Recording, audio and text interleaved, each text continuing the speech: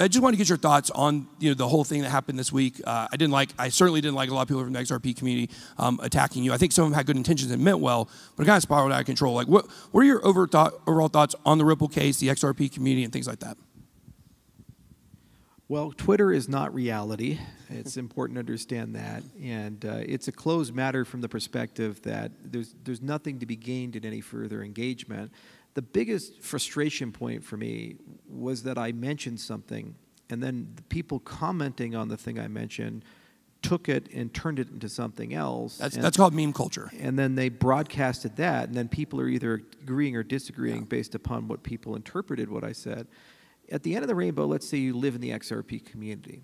What do you want? You want XRP to win its case. Unless you're a crazy person. But if you're a real rational person, you want it to win its case. So the primary objective is win the case.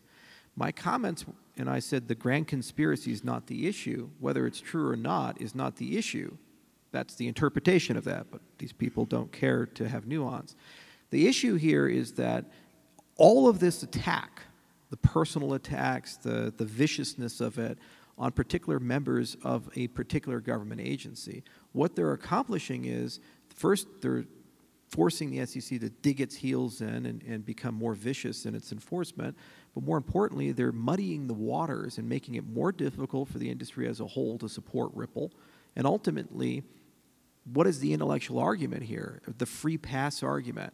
It's like being in a pool drowning and the lifeguard comes in and you say, no, we have to drown together. Because if they didn't get a free 100%. Pass, what would that imply? That Ethereum is also a security. Okay, so I guess they're intellectually honest in enforcement then. But at the end of the day, now both of them are in a bad position instead of just one. Wouldn't you want Ethereum not to be so you can use those arguments in support of you winning? So it just doesn't make any intellectual sense. And now if you want to go and point out corruption, I was part of the Ron Paul movement. And I remember when we had the whole audit the Fed, we got a supermajority of the U.S. House of Representatives to sign off on a one-time GAO audit of the Federal Reserve System. Somewhere along the way, campaign donations started trickling in, and somewhere along the way, the Senate decided they didn't want to go down an audit of the Fed. Literally, the people who print our money are above being audited. Go figure. We apparently don't have a right as Americans to know that the people in charge of our money, what the hell they're doing behind the doors. And it was so incredibly irritating because you'd talk to people and it was almost like invasion of the body snatchers. You'd engage with a congressman or a senator and then they'd be 100% with you and say, well, I thought we already audited them. And we're like, no, you don't. Oh, we should do that. And then a week later, they're like, we can't do it. It would interfere with monetary stability. It's like, what happened to you, Senator Johnson? What happened to you? You know, and so I can understand the frustration of feeling that the U.S. government's out to get you. In some cases, there are certainly nefarious forces that can come and interfere in marketplaces and do things. Obama gets elected. I thought for sure he'd start an inquisition and burn Wall Street to the ground. He had a supermajority in the Senate and Congress. And who's the guy he brought in to help clean it up? Timothy Geithner. It's like he went to the bottom of the swamp creatures. He's like, no, I don't want the surface swamp creatures. I'm looking for some top shelf swamp creature. The guy ran the New York Federal Reserve System. He's part of the problem, and he came in, and that was his response to clean up. No one went to jail in that respect. So I feel the indignity and the outrage when you feel like a regulatory agency is against you. Yeah. But you have to understand that these are huge organizations. They have tens of thousands of people. The commission has 5 commissioners. They have to vote on things. And there were some facts and circumstances there that for whatever reason they looked at that pissed them off in a certain way. Negotiations had been going on for years. They deteriorated to a point where a Wells notice was submitted. At that juncture, your only goal, if you're a member of that community, is how do we win that case? Which allies do we want to bring in? Do you want to go and say the number 2 cryptocurrency, instead of saying we're in this together, you go and say all the people running it are criminals who bribed the SEC and they should all go to jail? So does that make them want to help you and work with you, or does that make them enemies?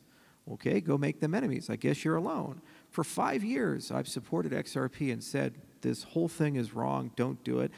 Only time I ever criticized them publicly is when they put Ben Losky on their board, the guy who created BitLicense, who destroyed the entire New York City cryptocurrency community for years. I thought it was wrong that they put them on their board, and I publicly stated that. Outside of that, I know David Schwartz. I know Chris Larson. You know, I know Brad Garlinghouse. We had dinner together at the Milken Institute. He was in a leprechaun outfit. It was great. We have a lot of fun. We get along. It's easy for us to get along. Yet somehow, years of being a supporter, years of saying we could collaborate and work together completely evaporate because I just don't want to go down the road of accusing an entire government agency of criminal conduct.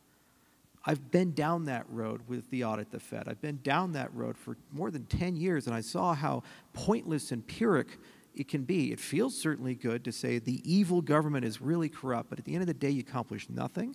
At the end of the day, you don't really get any change. And at the end of the day, if your goal is to win a lawsuit, it doesn't help you at all. It just removes your ability to work with people. It removes your ability to build things, especially bridges and relationships that you do need to have. And even if you do win, everybody hates you. You know, because, okay, thanks for the win, but you still have all the bad blood now because you just called a whole bunch of people in the Ethereum space criminals who bribe government politicians. Okay. And by the way, you've weaponized the government agency. You made it personal. It's like going to war with the IRS. You can win, but every year they're going to find a way to audit your ass. Yeah. Every year they're just going to grind you into the dust. And it never ends. You stoke these fires. What if Ripple wants to do an IPO and they have to do the S1 filing? Who do they ask for that? What government agency would regulate that? Yeah, exactly. So what do you gain from going down that particular run? So this is about justice. Well, if you want justice, then you're going to have to change the law. Because you're not the first one to have complaints here, any more so than people had issues with Enron or Bernie Madoff or any of these scandals that we've seen for decades and decades and decades. And yeah, I'll tell you, the biggest fucking scandal we have right now is the way the world banking system works. Absolutely. And how horrible it is and what they do to people. You got banks with trading desks that are basically running cartels and laundering drug money and all these things. They get away with it every fucking day. So yeah, I understand it's emotional and it's painful and it hurts and these types of things. But my only comments were focus on the thing that's going to win and focus on building bridges and relationships. Because of those comments, thousands and thousands and thousands of tweets. It was trending on Twitter, grand conspiracy. People attacked me, called me a petulant child, unprofessional, you know, and just all these just vitriol and negativeness.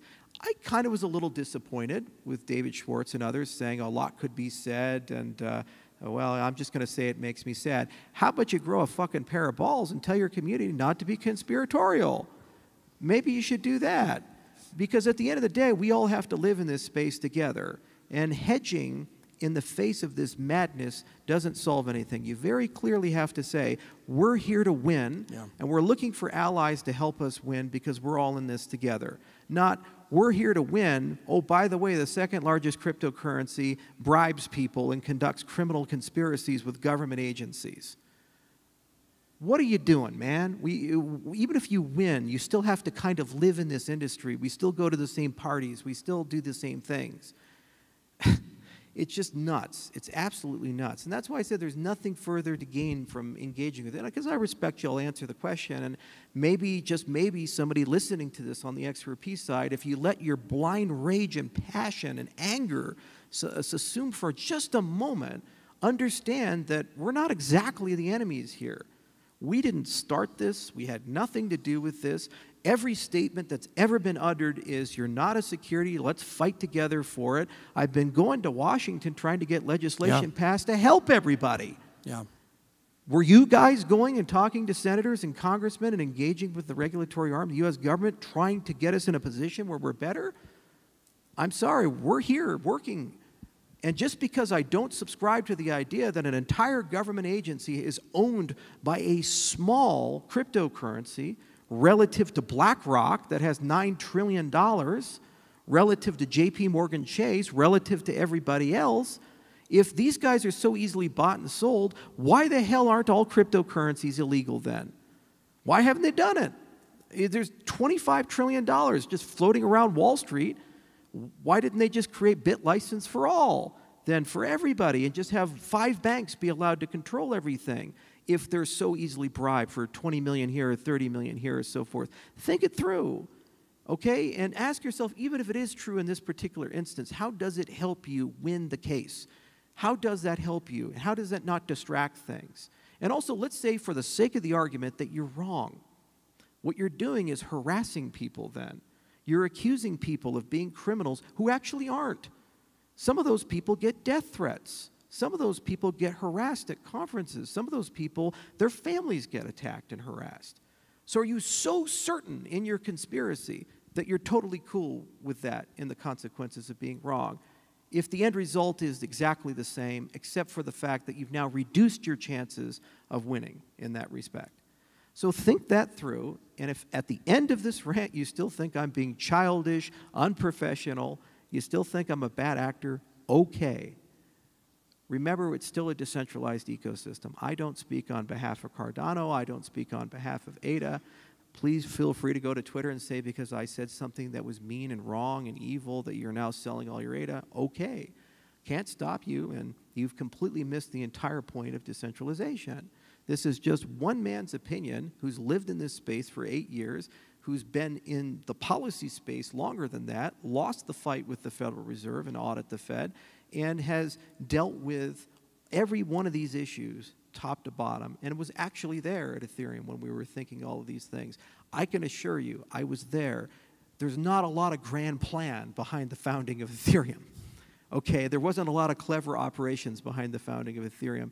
They almost ran out of money from the ICO because they didn't hedge the Bitcoin that they raised. They raised it at 650, and they divested a huge amount at 250 because they didn't know how to hedge it.